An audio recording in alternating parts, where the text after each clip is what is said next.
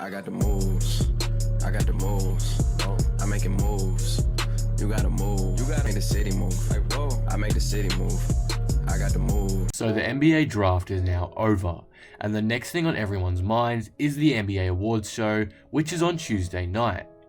This is where us NBA fans will find out who has won what award, but the main attraction of this night is of course the MVP. With the 3 top finalists in each category being released, I'll be looking at them and deciding who is going to win out of the 3.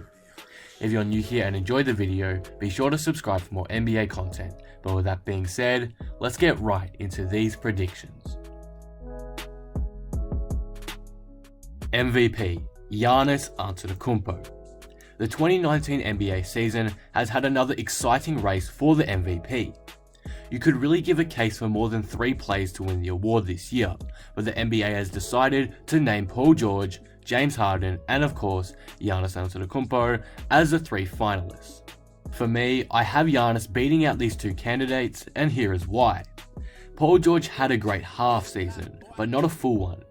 He was never really the same after injuring his shoulder, and that derailed any chance of him winning the award, and to be completely honest, I'm actually kind of surprised he got into the final 3. James Harden this season was also fantastic. His numbers were through the roof. He went on a historic scoring streak, and in 90% of those games, the Rockets came out victorious. He single-handedly took the Rockets from an appalling start to their season to a home court seed for the playoffs. His regular season was absolutely phenomenal. But personally, I just don't see it being enough to beat Giannis' campaign. Giannis was phenomenal this season, averaging over 27 points and 13 rebounds. He looks like he's slowly becoming a better shooter. His inside game is almost unstoppable too. His defense is also amazing, so good that he's even qualified for the Defensive Player of the Year award. He led the Bucks to a 60-win season. He is the definition of a valuable player. The votes from the media have been leaked too, and the votes are siding overwhelmingly with Giannis, so that just gives me even more confidence to predict him to win this award. Rookie of the Year, Luka Doncic. Just like last year's race, the run for the Rookie of the Year has been an intense yet exciting one. There have been 2 standout candidates, just like last year's, and one rookie who had a brilliant season, but it just won't be good enough to win the award. The finalists for this award are DeAndre Ayton, Tre Young, and Luka Doncic. DeAndre Ayton actually had a really good year, and it honestly should have been talked about more. He averaged a double-double, which is crazy, and when given a good amount of attempts, he could score the ball really well and in high amounts at a great efficiency rate, but being stuck behind Booker did hurt his opportunities, and this is why I don't have him winning it. The Tre Young Luka Doncic situation is an interesting one though, and it's kind of funny too. These 2 players were traded for each other on draft night, and in my opinion, these guys are the top 2 candidates for the award. Tre Young had a rough start to his NBA career, that's for sure. After struggling immensely in his first 2 months, after being called a bust numerous times, after barely playing 20 games, Trae lifted, and all of a sudden, he was dominating. He finished his season averaging around 22 or 23 points per game. There was even a stretch of 4 or 5 games where he was averaging 30. It was awesome to see. The Hawks went from being the biggest losers in the draft day trade to winners in just a span of 2 months. Tre Young showed NBA fans why you should never judge a player too early. But overall, I don't think it'll be enough to knock Doncic off his throne. Ever since Doncic stepped foot on an NBA court, he's been brilliant, and many are comparing his rookie greatness to LeBron James's rookie year. Doncic was very nearly an all-star in his first season. He was the number 1 option on a Mavericks team. He proved to everyone how good he really is and hushed his doubters. Overall, this race comes down to Doncic and Young. But since Luka never seemed lost on the court and never really struggled like Trae did at some points, I just have to give him this award. 6th Man of the Year, Lou Williams. This was a fairly easy award to decide on. Though the other candidates in this race had magnificent seasons respectively, nothing compared to Lou Will's. Domantas Sabonis was alright, he wasn't that good though, and Montrezl Harrell was probably the closest thing to Williams in performance, but again, no one could match Williams this season in this award. Coming off the bench, Williams averaged 20 points, 5 assists and shot over 42% from the field, and was arguably one of the most clutch players this past season. No disrespect to Sabonis or Harrell or anything like that, but Williams has got this one in the bag. He's had one heck of a season. Defensive Player of the Year, Giannis Antetokounmpo. One of the more interesting award races this year is the Defensive Player of the Year race. There has never really been a clear leader this whole season, and there has been so many candidates in the running for it, but in the end, we have come down to the final 3 candidates, in Giannis Antetokounmpo, Rudy Gobert, and Paul George. Again, there's really no clear winner, and it could go to any of these players. Paul George has been in the running for most of the season. His on-ball defense has been great and has been a huge factor in OKC's successful season. He's averaged over 2 steals per game, which is insane, and half a block per contest, which for someone of his size is great. But personally, I just don't see him winning this award. His injury does hurt his chances a bit, and his defense is nowhere close to the other candidates in my eyes. The next candidate is Rudy Gobert, and it's no surprise why he qualified for this award. He is the anchor to the Jazz's league best defense. His presence in size matters hugely to the Jazz's system. He rejects around 2 shots a game, and even averages a steal per game as well. Gobert is the league's best defender. He will always be in the discussion for the Defensive Player of the Year award. But I just can't see him beating out Giannis this year. Earlier on in the video, I talked about Giannis' great impact offensively. So, how is Giannis going to take the Defensive Player of the Year? First, some basic stats. Giannis finished the 2019 season averaging 1.3 steals per game, which ranks him in the top 40 in the league. He averages 1.5 blocks per game as well, which ranks him 13th in the league. Of course, these stats don't show the full capability of someone on defense, but it is a part of it, and Giannis is already proving he's a good defender. But again, those basic stats can't be it. So, what else does Giannis do to make him a Defensive Player of the Year?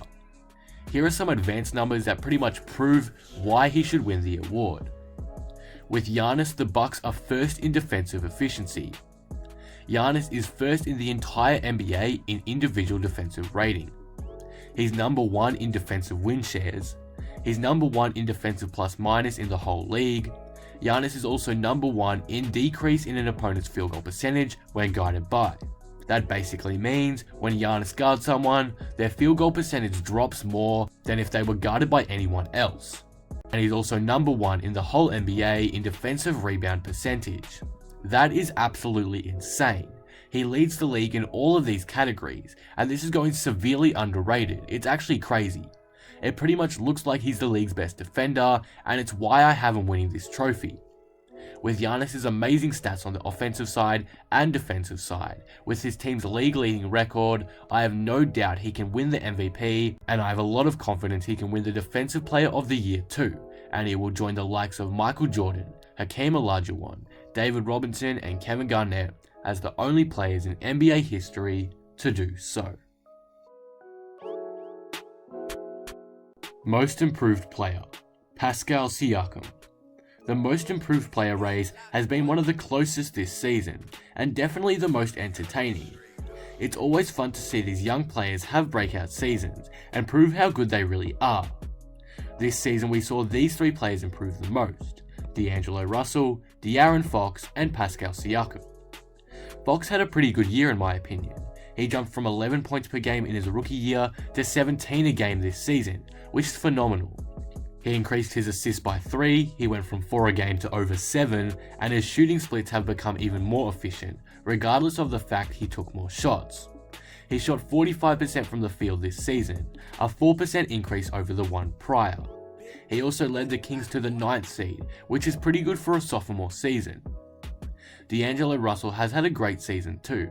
After struggling in his first 2 seasons in LA, then injury slowing his development in his first year at Brooklyn, D'Lo finally broke out, and he did so in style.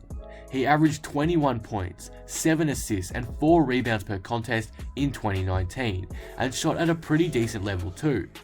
He led the Nets to their first playoff appearance since the failed stint they had involving Garnett and Pierce, and it's overall been a fantastic breakout year for D'Angelo.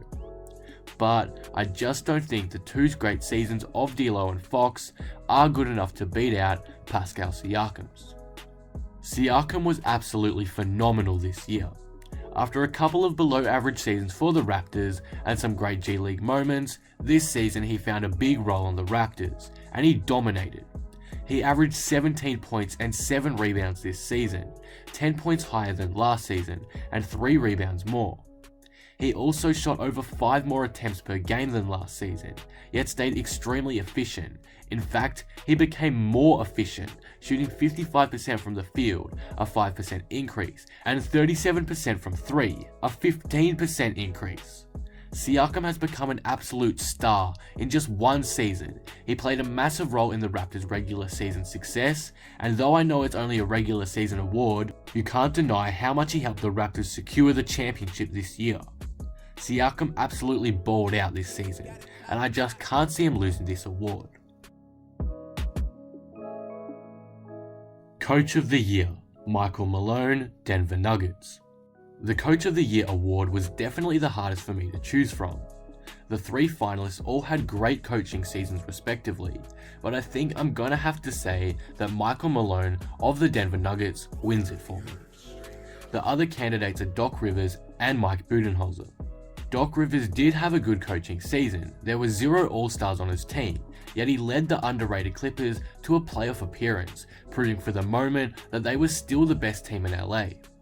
Again, he did a good job with the basic roster he had, but I don't think he should win due to the fact the Clippers were seeded so low at the end of the season.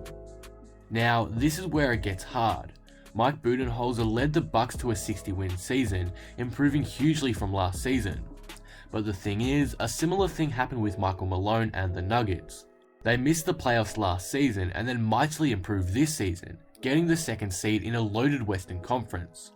It's very tight between these two, but I just have a gut feeling that Malone will pull this one off. Again, this is very close, and I wouldn't be surprised if Budenholzer takes this one, but just the fact that the Nuggets didn't make the playoffs last season, then became a 2nd seed in just a year is incredible to me, and Malone deserves a lot of credit for that, considering the fact that his only All-Star was a first-timer this year.